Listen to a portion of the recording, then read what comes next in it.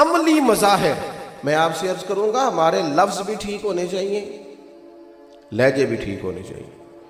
وہ جو اشداء علی الکفار ہے وہ تو کافر منافق گستاخ کے لیے، اپنوں کے لیے تو رحماء بینہم ہے۔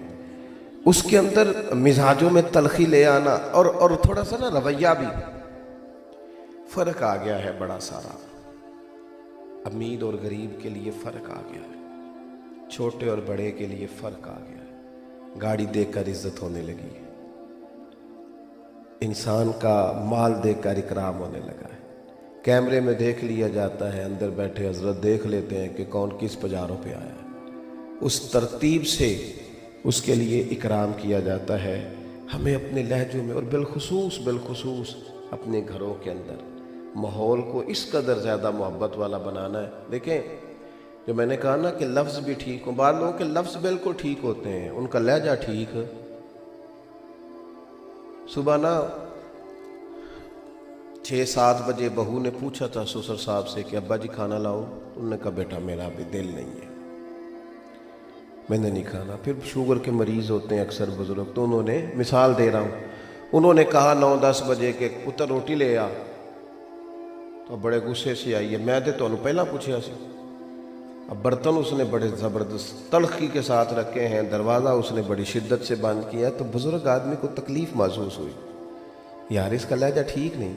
اس نے لفظ ایک بھی نہیں بولا، کوئی گالی نہیں دی، کچھ نہیں کہا، لیکن آنا جانا وہ رویہ ایسا تھا جس سے نا تحقیر محسوس ہوا کہ میری تذلیل کی جا رہی ہے۔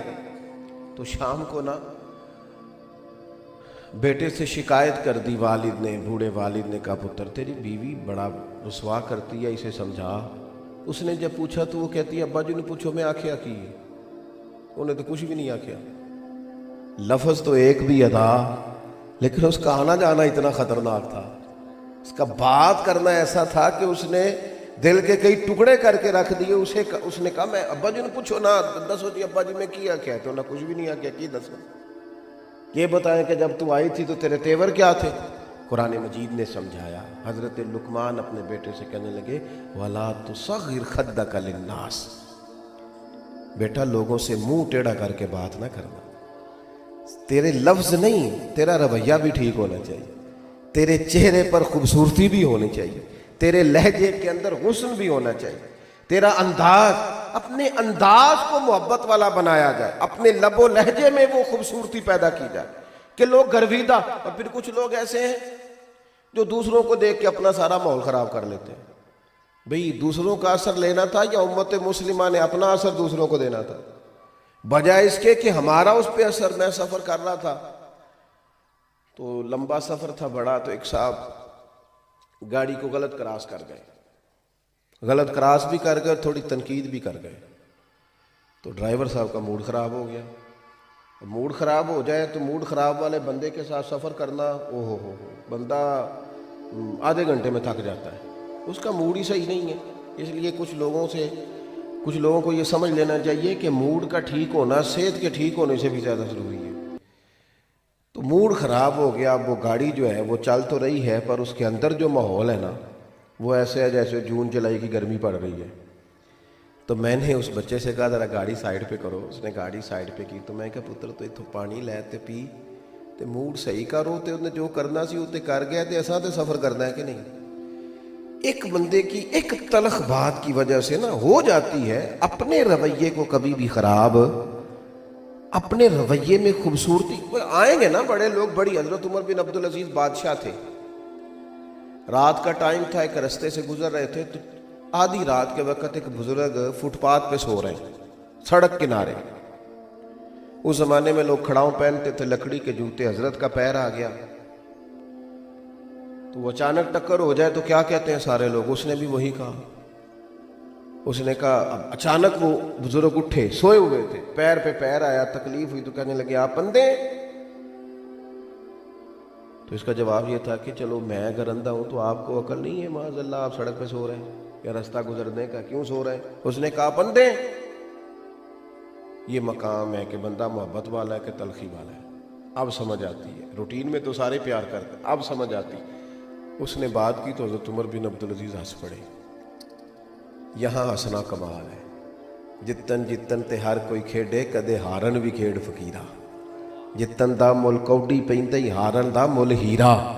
حضرت انس بن مالک کی حدیث صحیح بخاری میں موجود ہے، فرماتے ہیں حضور نے سرخ دھاری دار چادر یہاں رکھی ہوئی تھی، حضور گزر رہے تھے، ایک شخص نے پکڑ کے چادر کو کھینچا، قریب محبوب کی مقدس گردن پر نشان پڑ گیا۔